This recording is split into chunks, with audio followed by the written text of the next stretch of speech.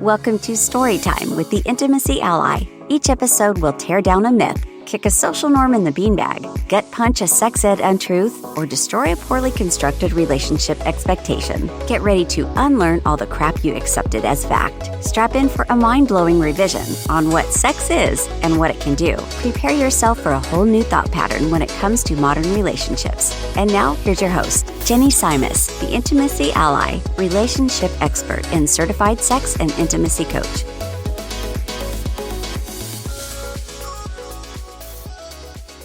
Hello, my lovelies.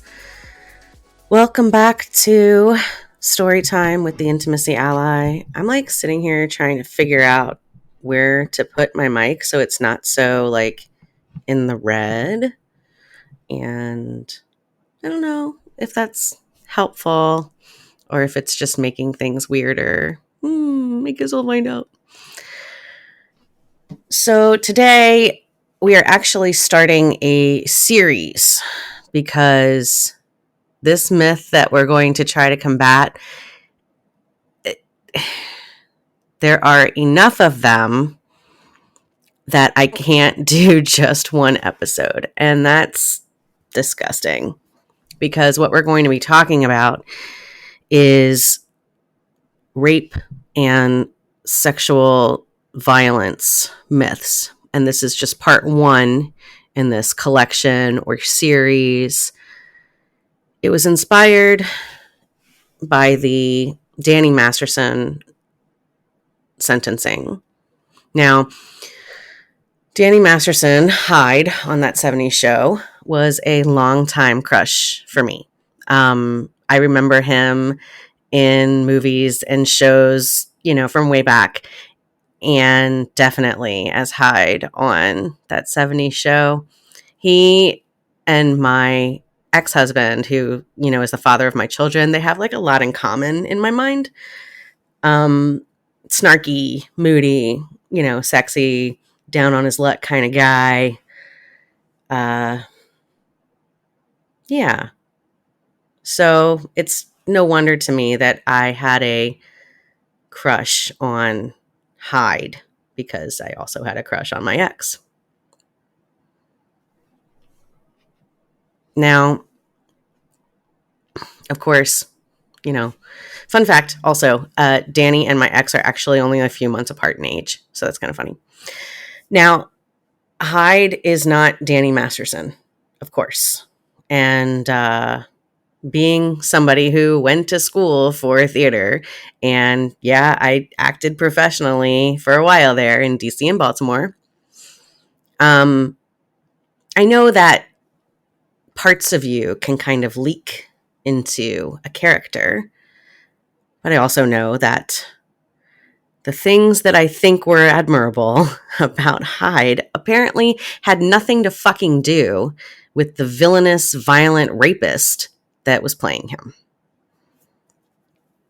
So it's going to be a few episode series, but the actual case for Danny Masterson, I'm going to talk about that a little bit right now. And then I really would like to jump into this list of 10 fucking myths that I have surrounding rape and sexual violence. Okay. So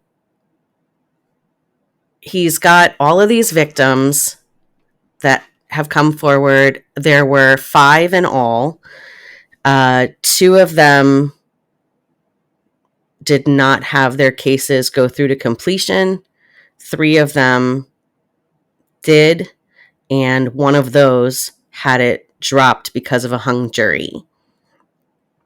Of the 2, he ended up getting sentenced with 30 years to life, and he's eligible for parole at 25 and a half years.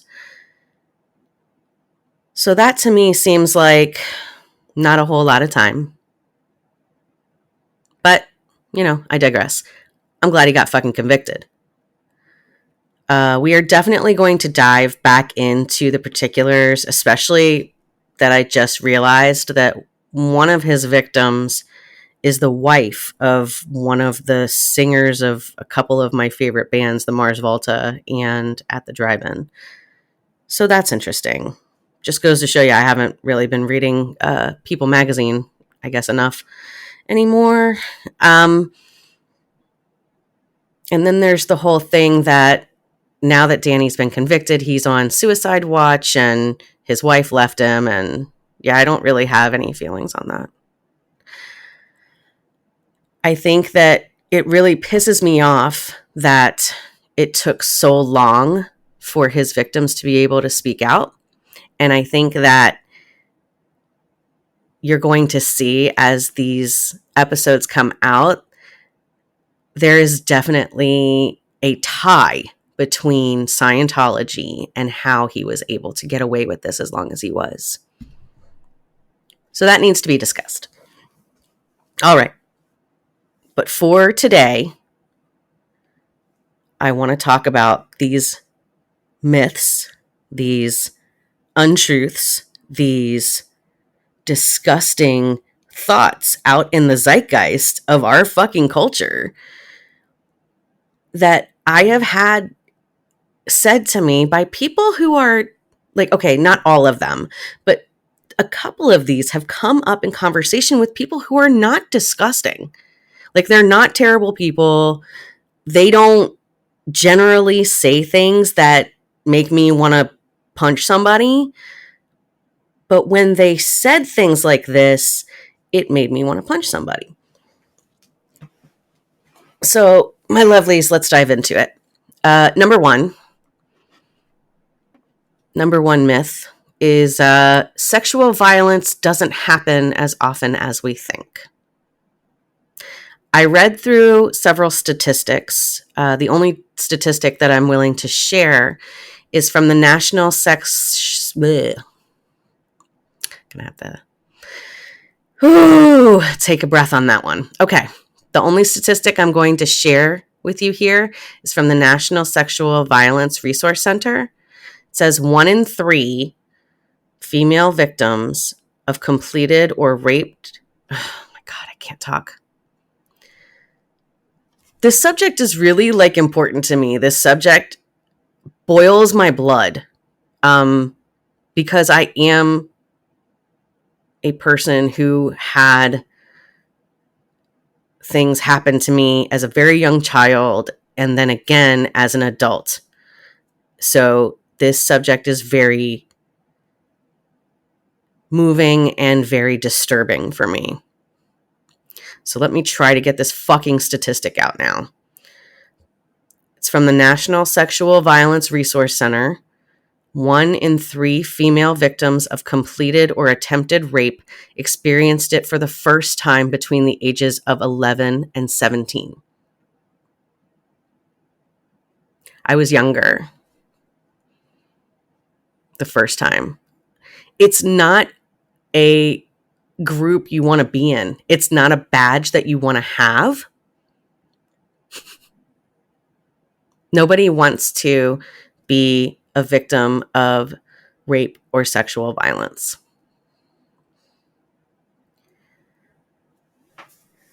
It is so prevalent. I honestly can only think of a handful of women that I know personally who haven't experienced any form of it.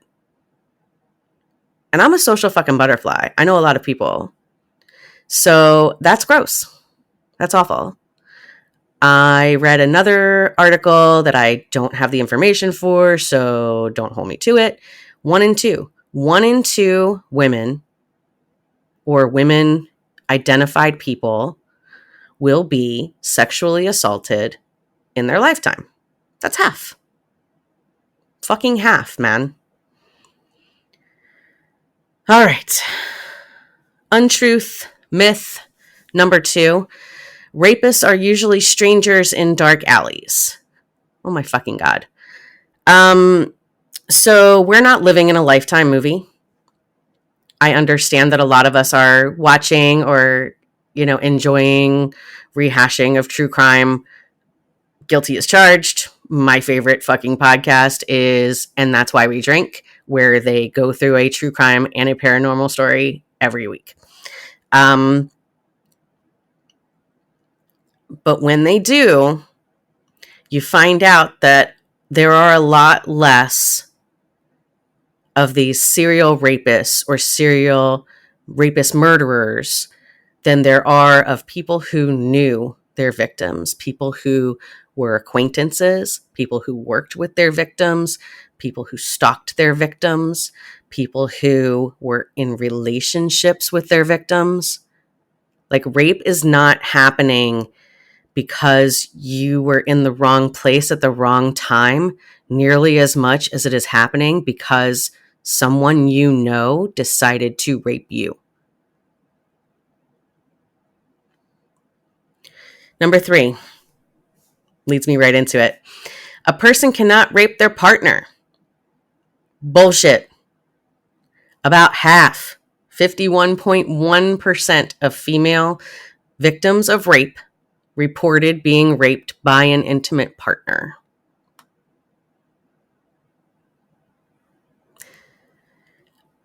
I have been through this.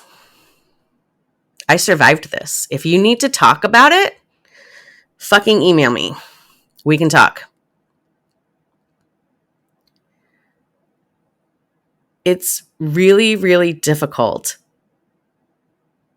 to talk to somebody about this because it's so hard to explain that you didn't say no because you were in a relationship with someone.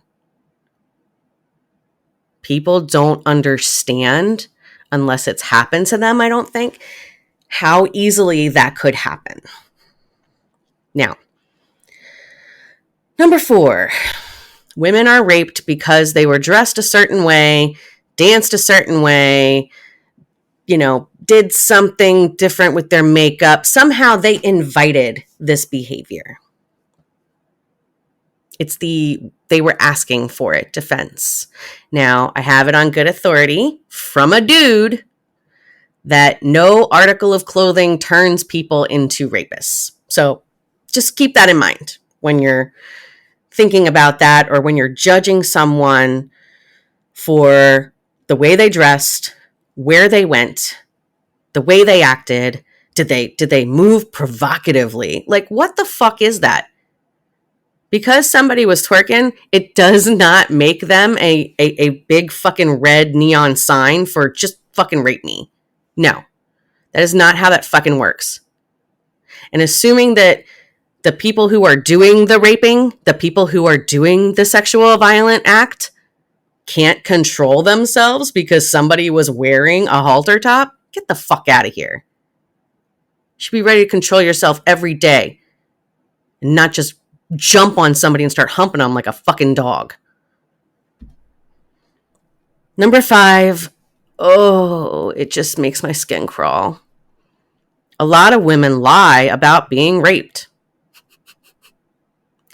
When I was researching this, I came across this older chick who had something, it was like fatal, like feminist something. Oh God, I'm going to have to look it up.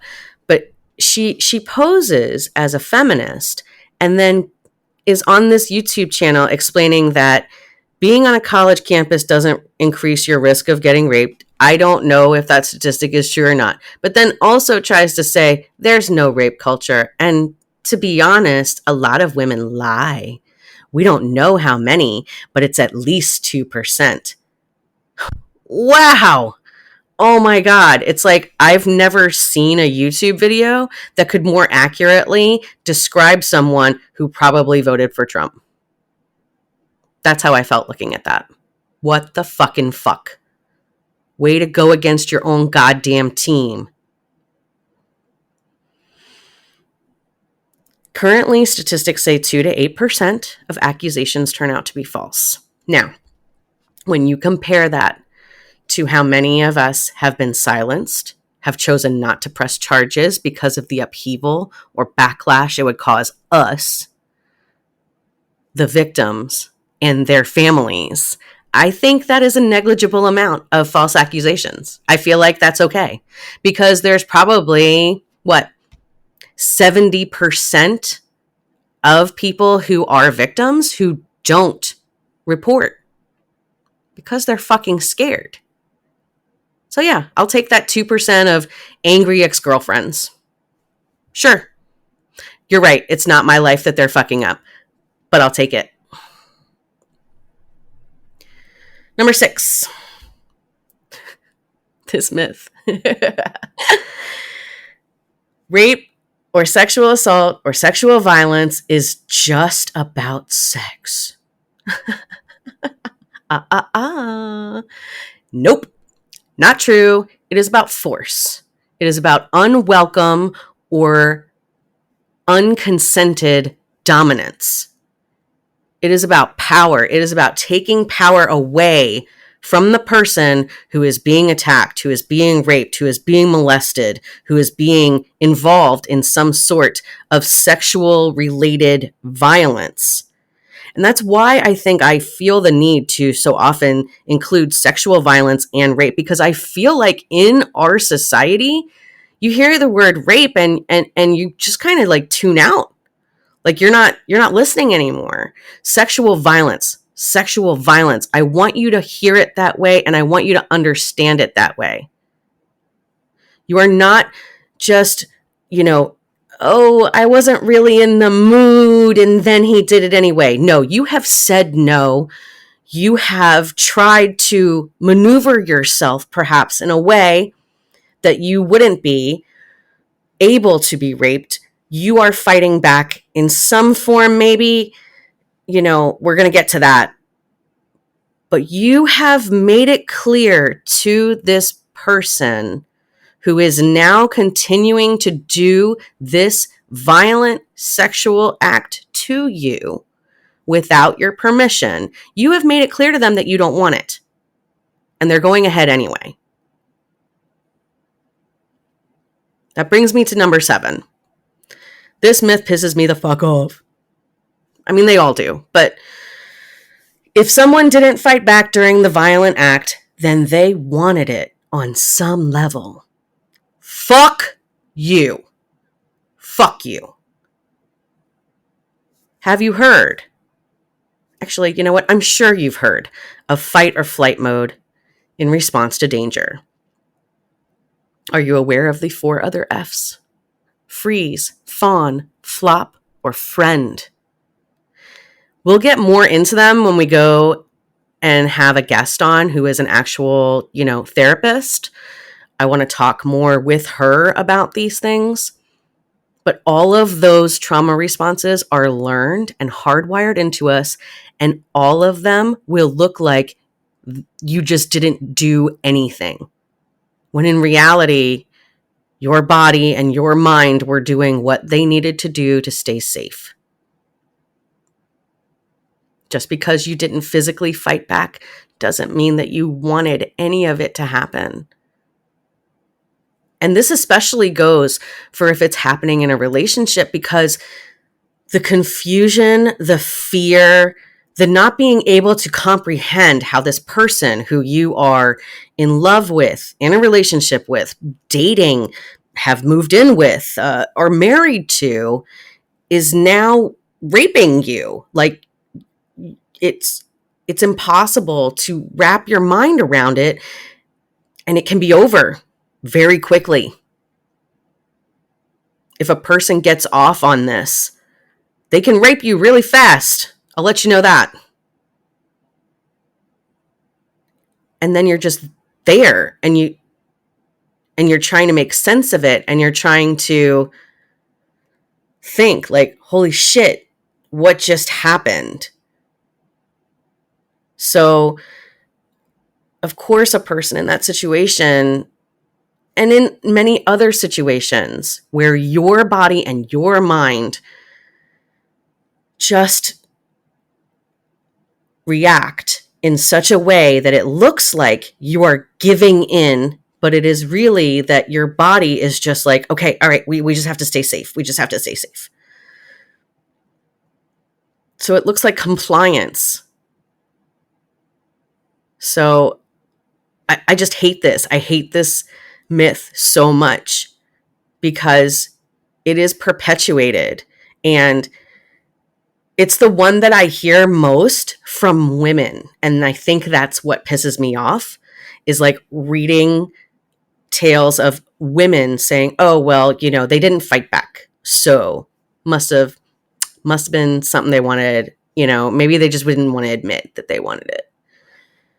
I hate that. I hate it so much. All right, let's move on. Number 8.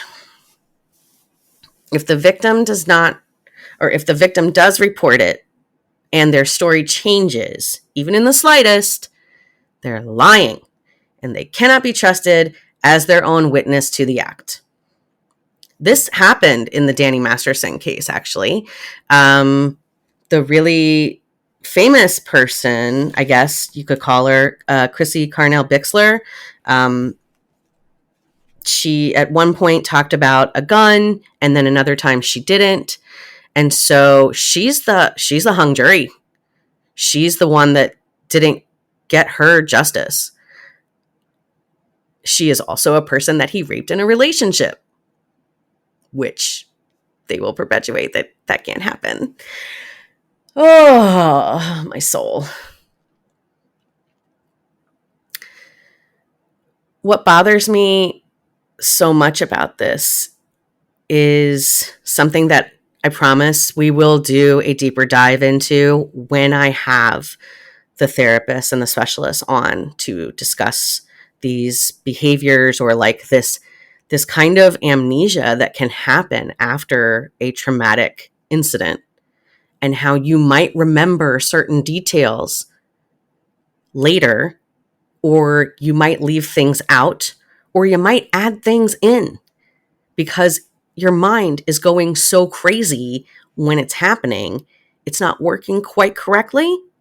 But I don't want to delve too much into that because I am not an expert on that. So I would rather have someone who can speak to that for you. Number 9. You can't rape the willing. Oh my fucking God. I can hear it in a frat whacker's voice. Can't you? I couldn't rape her. You can't rape the willing. This totally puts me to mind of Brock Turner, or so I don't know if Kobe Bryant in this way is remembered by anyone that much younger than me, but I remember him being accused of sexual violence, of rape, of a 19-year-old girl in a hotel when he was 24, and it got pushed under the rug. That girl, and I'm going to say girl because 19, in my mind, you're still pretty fucking young. So this 19-year-old girl was a concierge at this hotel, and I'm pretty sure Kobe fucking raped her. We don't ever talk about that because he died in a tragic helicopter accident with his child. That's horrifying, horrific. It's awful. Doesn't excuse the fact that he was a wild philanderer and his wife almost divorced him a little while before that helicopter accident because he kept cheating on her. And all he ever owned up to in that rape case was cheating on her, committing adultery. And that witness was badgered so hard, or not witness, I'm sorry, that victim was badgered so hard, she gave up the case.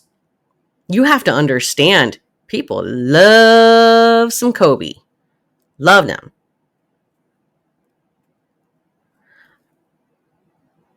I have no idea what the statute of limitations is, but I wonder if Hyde getting convicted might open that case back up, because I feel like that woman did not get justice. I think she got a settlement.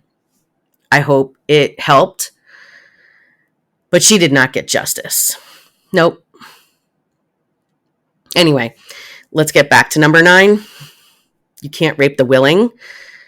It's my personal fave because it's a testament not only to male ego, but because it's a lovely little switcheroo they make about rape being about attraction, again, being about, sex, as opposed to being about power.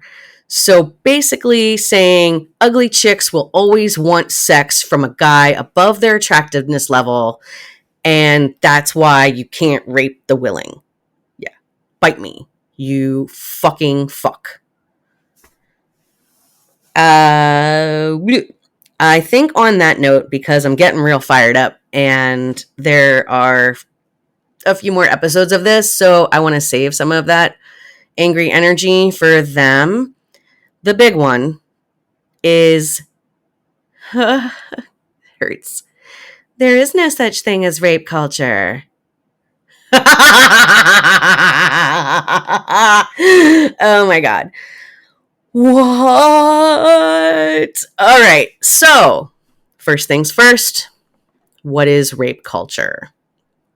Now, we have to discuss what it is, but I just want to put it out there.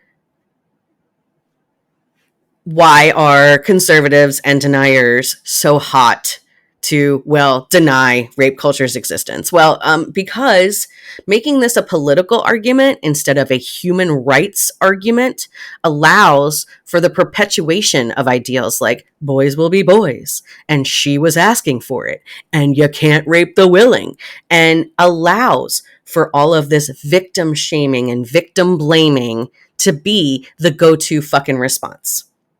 This fucking one, this myth is the reason, or one of the big reasons I have this fucking podcast. Because shit like this keeps on getting put out there in society. And we keep saying, oh yeah, that's fine. And it's not. It's absolutely not. Okay, so let me explain in better words than mine. This is from the activist group Force. They explain what rape culture is. And there will be links to all of this in the show notes, just so you know. In a rape culture, people are surrounded with images, language, laws, and other everyday phenomena that validate and perpetuate rape. You think that we're not?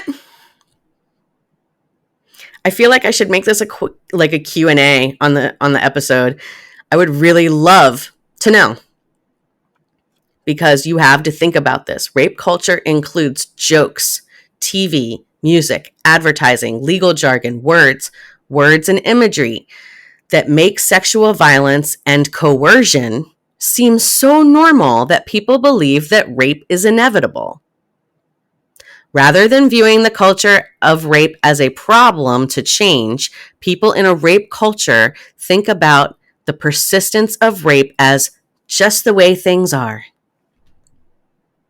Countless moving parts create a rape culture, including the attitudes we raise children with, how we teach them to treat others and react to how they are treated, and more.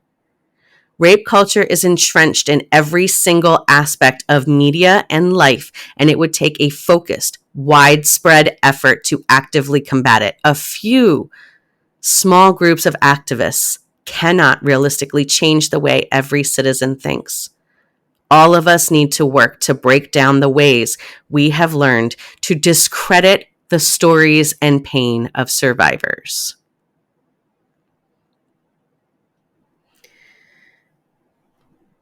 Now, from survivorsjusticecenter.org, I want to read one more thing, and then we're going to jump.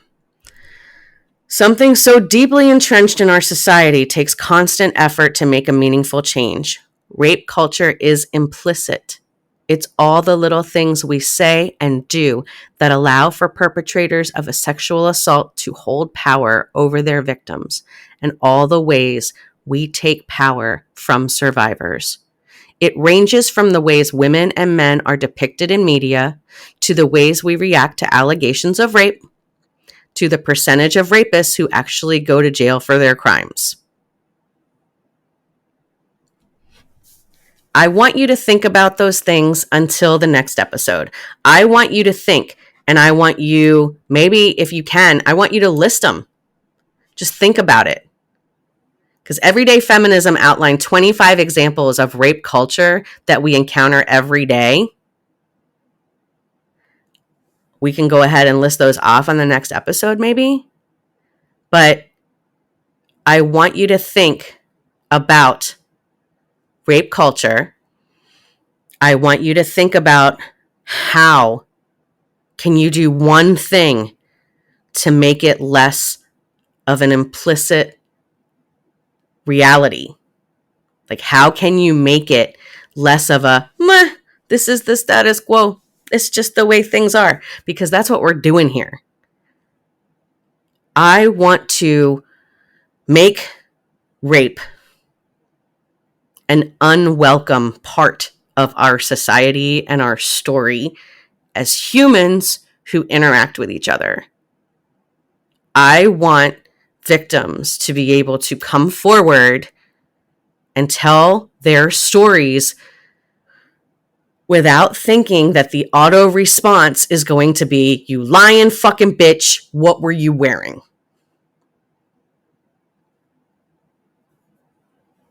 I want that to be my world. So I hope you're in for it too. On the next episode, we are going to have a therapist come on and talk a little bit about how Scientology and the, did she call it? It's like mass thinking. Oh, groupthink. Groupthink is one of the things that she had mentioned. And like this fanatical religious hive mind type thing that happens, and how they teach you like to protect from the inside and not to share what's going on outside. That's basically how Danny got away with this for so long, like through the fucking Me Too movement. Like the Me Too movement started in 2006. Nobody came forward on him, I don't think, until like 2017. I'll have to check my notes. But we're going to talk about that on the next episode. And I hope you will come back, because I feel like I'm getting in my stride, and this is the important stuff that we need to talk about, and that I want other people to know, like, they're not alone in having suffered this or gone through this.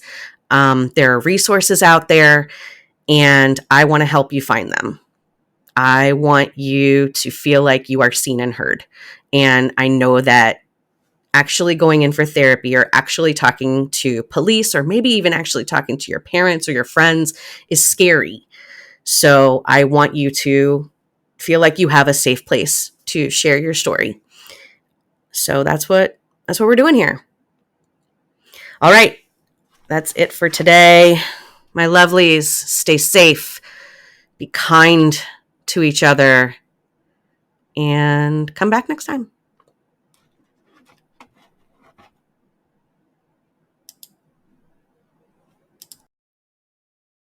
Thank you for tuning in to Storytime with the Intimacy Ally. We hope you learned a bit more about putting the fire back in your romantic relationships, exploring communication and emotional readiness in all relationships, and how to expand your definition of intimacy so you can reach your relationship goals. Go to theintimacyally.com to subscribe and never miss an episode. Follow the links in the show notes to social media and events. Till next time, keep on learning, growing, and thinking. Storytime with the Intimacy Ally podcast is meant for educational and entertainment purposes only, and should not be considered as health or mental health advice.